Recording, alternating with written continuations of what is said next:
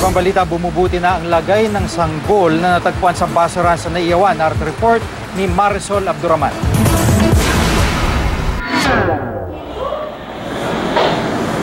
Kuha ito ilang sandali lang matapos madiskubre ang baby na iniwan sa palikuran ng Naiyawan.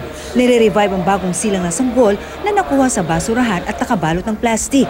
Hoy! Buhay pa siya! Bilis! Dali nyo na ito! Bilisan nyo! Buhay daw, buhay! Ang doktor, naging emosyonal nang malamang buhay pa pala ang sanggol na nakabalot sa itim na supot ng itapon sa basurahan. Ibang-iba na ang itsura ngayon ng baby boy na inakalang patay na. Ngayon, umiigi na ang lagay ng sanggol. Matangos ang ilong ng bata, maputi, mamula-mula ang mga pisngi at maganda ang labi. Bagamat nasa neonatal intensive care unit pa rin ang sanggol, maayos na raw ang kalagayan niya ngayon. Inabutan pa namin siyang pinapainom ng gatas. Maganda po ang response niya. There's no signs of infection like sepsis. Ibig sabihin, yung mga, kunyari, thermoregulation po. Maganda po ang temperature niya all throughout 24 hours. No signs of fever.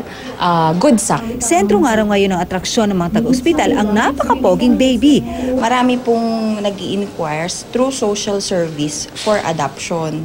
Interesado pong mag-adopt. Bagamat 3 hanggang 5 araw pang mananatili sa ospital ang sanggol, inihahanda na raw ang mga dokumento kasabay ang pag-turnover sa kanya sa DSWD.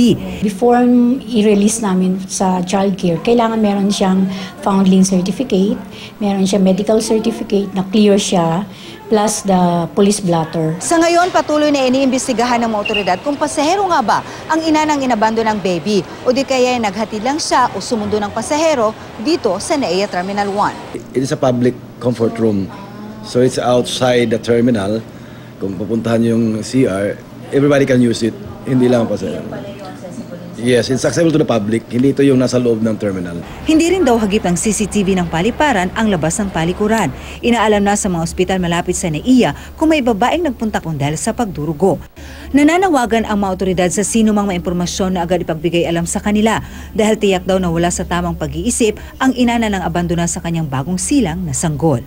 Marisol Abduraman, GMA News.